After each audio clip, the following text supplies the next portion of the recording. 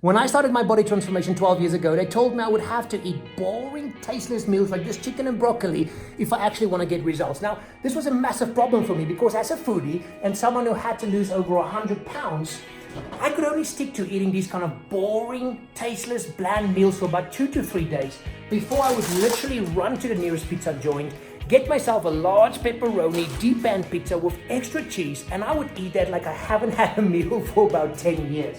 But eventually, I discovered how to make the kind of meals that I actually want to eat. And for those people who don't know, 7 months after I started my transformation, I lost over 100 pounds.